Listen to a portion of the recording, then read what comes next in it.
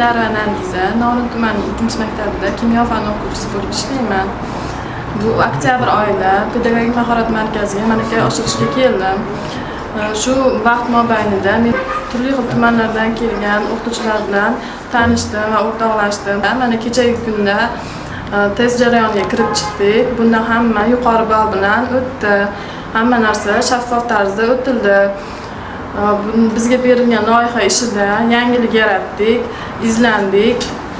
O'quvchilarda kimyoni o'qishda turmush bilan bog'lash, ya'ni integratsiya qilish mavzusi bo'yicha loyiha ishimizni himoya qildik. Men bu yerdagi faoliyatdan juda ham mamnunman. Mana 5 yildirki malaka oshirishga kelaman. Har yili kelganimizda Xolmirzayev Zohida oyamizdan yangi metodlarni, yangiliklarni o'rganib bormoqdamiz va bu metodlarni maktabga borganimdan keyin o'quvchilarga qo'llayman.